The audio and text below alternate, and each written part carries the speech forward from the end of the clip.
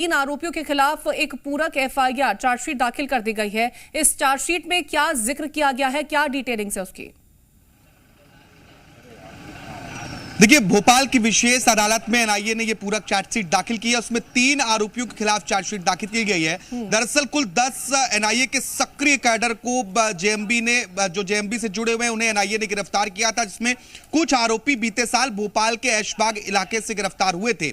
और एनआईए की जांच में इस बात का खुलासा हुआ है कि ये जो आरोपी हैं, 10 आरोपी जो जेएमबी से जुड़े हुए हैं, ये सभी जेएमबी के सक्रिय सदस्य थे। इसके साथ ही मध्य प्रदेश, इसके अलावा देश में मुसलमानों के शरिया कानून को लागू करने के उद्देश्य से काम कर रहे थे और मुस्लिम युवाओं को भड़काने की भी कोशिश इन जेएमबी के सक्रिय सदस्यों की ओर से की जा रही थी। एक आपराधिक साजिश रचने का आरोप भी इनके ऊपर है। एनआईए ने जिन बातों का जिक्र किया है, अगर उन्हें देखा जाए तो देखिए गंभीर तरह के आरोप है, क्योंकि जमाते मुजाहिदीन बांग्लादेश जो एक प्रतिबंधित संगठन और जिसके आरोपी भोपाल जैसे शहर में, मध्य प्रदेश जो शांति का टापू कहा जाता है, वहां पल रहे थे। और यहां से गिरफ्तारी के बाद देश के अलग अलग जगहों पर भी इस संबंध में छापेमार कार्रवाई हुई, जिसके बाद कई तरह के खुलासे हुए। अब यह खुलासा हुआ है कि ये देखिए, ये शरिया कानून को स्थापित करना चाहते थे और इसलिए ये लोगों को जो है, वो जो मुस्लिम युवा हैं खासतौर पर, उन्हें भड़काने की कोशिश करते थे। हिंसक आतंकी गतिविधियों को आगे बढ़ाने के इरादे से अवैध रूप से ये सभी जो आतंकी जेएमबी से जुड़े हुए थे, वो भारत में दाखिल हुए थे और अपना कानून बनाने के लिहाज से ये कामकाज आगे की ओर कर रहे थे। क्योंकि जब ये गिरफ्तार हुए थे, इनके पास से जिहादी साहित्य बरामद हुए थे, कई तरह के उपकरण बरामद हुए थे।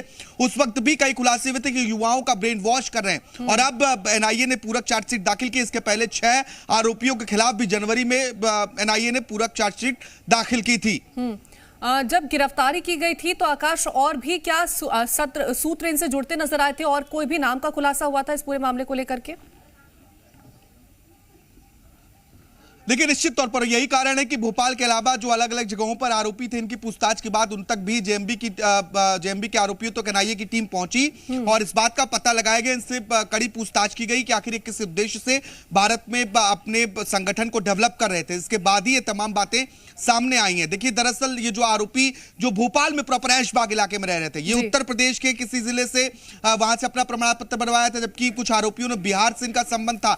तो कई राज्यों से भी इनका संबंध पाया गया था। उस वक्त एनआईए की टीम ने अलग अलग जगहों पर जाकर इस बात की जांच पड़ताल भी की थी। यहां पर जब गिरफ्तारी हुई मध्य प्रदेश के भोपाल में, तो एनआईए और एटीएस की संयुक्त रूप से कार्रवाई हुई थी और उस वक्त करीब जो आरोपियों की संख्या थी वो 3 से या 4 थी।